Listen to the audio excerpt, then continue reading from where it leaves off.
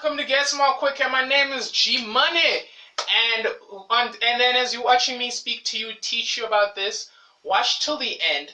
And I'm going to be focusing on closed corporation, which I touched on previously. And enjoy this video. And the more I'm going to be talking and explaining these things, watch it again so that information can soak in much more lovely into your mind. So now we're focusing on closed corporation. Closed corporation characteristics. Focus, the name ends in CC, almost like Chanel, Coco Chanel. Just remember that. And then the members, it has members, not partners, and a limited of 1 to 10 members. And you pay tax on the income earned. So now the advantage is it's not required to hold meetings. So that's nice, you know. Personal belongings cannot be taken. That's beautiful. No wonder people. This is like the perfect package. No wonder they made this illegal. You know, continues even if the members change. You see, this is fucking. It's unfair. It's too perfect. You know, disadvantages. 10 people limited. It's limited, so you can't expand. Number two disadvantage is that you can't get a lot of capital. You know, there's a lack of capital because there's only 10 people. You know what I'm saying? Disagreements can sometimes equate to conflict. You know what I'm saying? Because there's only 10 of us. We're always barking at our neck like family. You know what I'm saying? Liability for loss as a result of not taking action. You know what I'm saying? That's also a sucky thing. You know, that's a sucky thing. Now the profit. The profit is divided into, you got the public. We're talking about profit companies now. Profit companies. And we got public, private, personal liability companies. Okay. Now we got the public, private. The public and private have similar characteristics in the sense that you've got a memorandum of incorporation, and that's a document that needs to be registered. Okay, that shit needs to be registered. Then the public can offer shares to the public. That's the thing.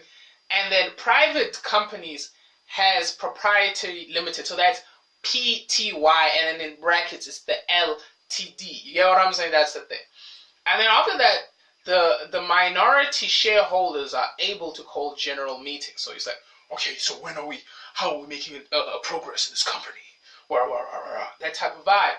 The advantages is that company has continuity. Next thing is limited liability. So they can't take your shit. And then great access to financial resources, can appoint skilled managers. That's the beautiful thing. The disadvantages is that you have to comply with the legal requirements. You know, high tax burdens, bro. Like this shit don't play. The tax is high cost. Like I was saying, gotta put in that money, you know, for the legal requirements and shit, and little personal contact. So people are, I gotta do my department. You gotta do your.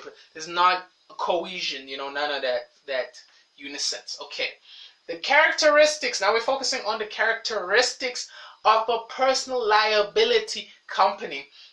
Meets the same criteria as you know, as the private and the public. You know, you got directors, you know, that type of vibe, and it also the one director is in charge of the whole board. You get what I'm saying? So basically. And also the directors form joint severe liability, which I talked about in the previous video. You know, we all in this together. So watch that video. So now, as I conclude this real quick, is that we talked about the closed corporation, its advantages and disadvantages, and that triggers you to share and subscribe and tell more people about this. Then we also focused on the profit company and the private, how it's public and private. And that triggers you to enjoy this channel and tell more people about it. And then we also talk about the personal liability company, and this allows you to feel a sense of need and purpose because I understand what you're going through and I can help you get there. Thank you very much, y'all. Stay tuned for more.